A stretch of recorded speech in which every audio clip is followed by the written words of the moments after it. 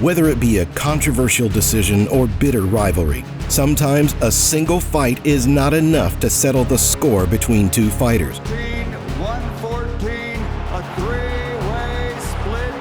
This is officially a draw. However, not all rematches are made, and some of the most anticipated ones never happen for various reasons. Today, we dive into 5 great rematches that never happened. Thomas Hearns versus Marvin Hagler.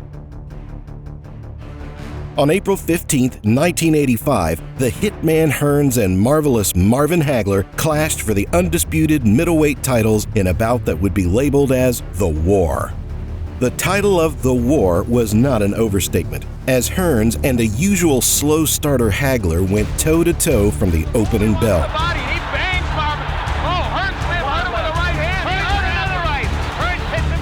The first round was one of the most exciting rounds in boxing history, as two of the most skilled middleweights ever decided to go to war and exchange furious punches, rocking each other several times. Oh, what a shot! And it was Hagler who initiated it, not Thomas Hearns! And a left by Hagler! Hearns comes back! Hearns landed his powerful right hand that opened a cut on Hagler's forehead, but Hagler would also land his own bombs that hurt Hearns badly. The Ring magazine called the opening round the greatest round in boxing history. There's blood all over Marvin Hagler's face. Can't tell where it's coming from. Hearns went into the second round with a broken right hand, trying to box from a distance. Hagler would stalk him and land hard shots on the Hitman, who was relying on his jab. Hagler would continue to pressure Hearns and trap him on the ropes until the bell. In the third, Hagler would unleash a vicious right hand that sent a wobbly-legged Hearns crashing down to the canvas.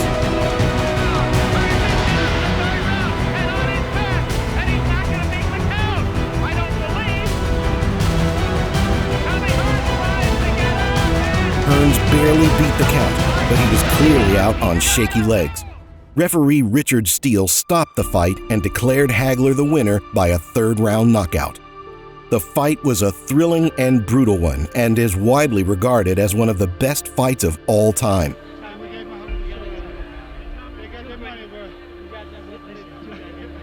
We're happy to see that Tommy's all right. Hearns and Hagler both showed tremendous heart, skill, and power, and gave the fans a memorable spectacle. Many fans wanted to see a rematch between Hearns and Hagler, but it never happened. Hearns would move to other weight classes and would win titles in those divisions. Hagler would defend his title before losing it to Sugar Ray Leonard. Mike Tyson versus Buster Douglas. In one of the most shocking and controversial boxing matches of all time, Mike Tyson was handed his first loss ever by Buster Douglas on February 11, 1990. Tyson, one of the most ferocious heavyweights in history, was known for dispatching his opponents in brutal fashion very early in the fight, with 33 KOs prior to the fight.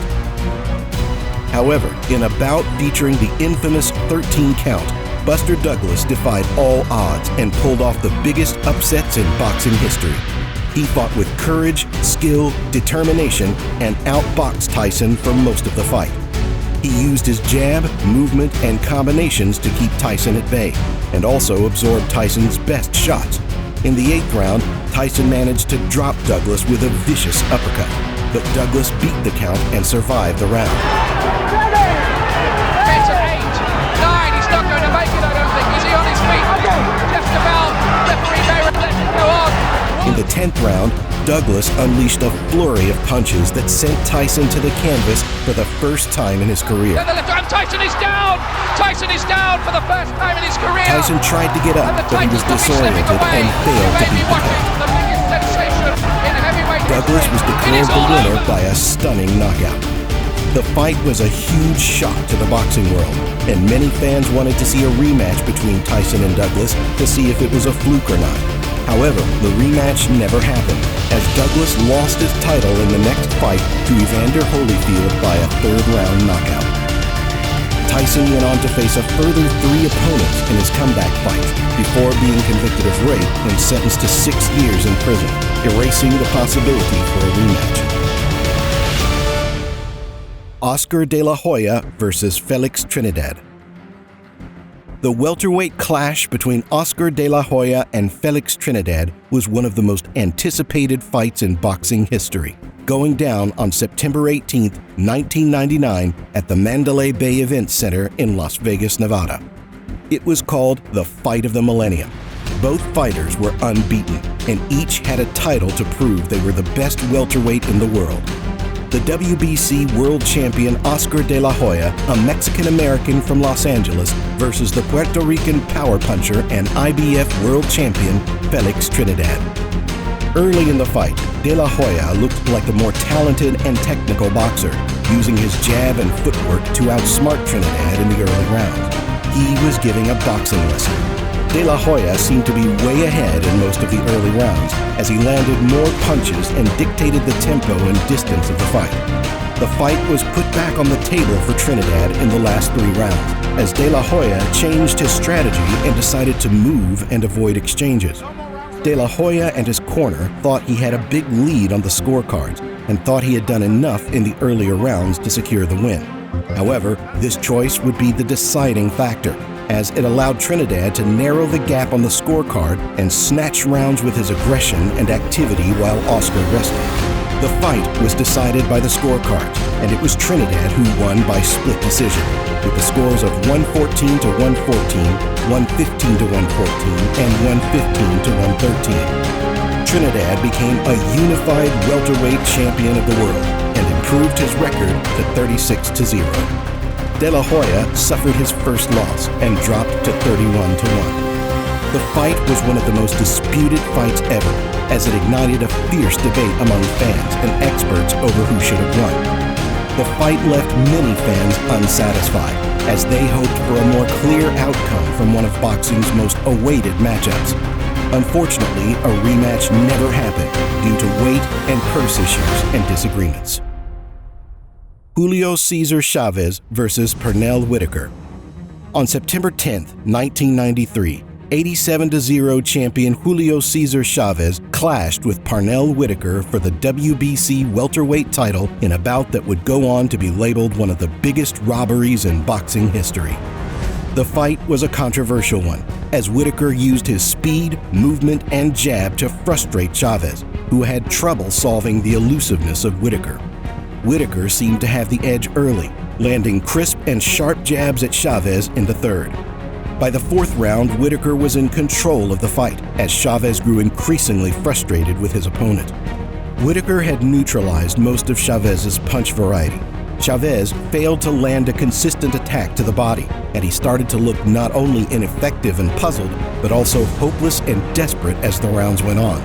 He was falling behind in the fight, and he had no answer to change the situation. Chavez was quick in the 10th, but Whitaker stopped his assault with crisp lefts, and by the end of the round, Chavez looked like he was drowning.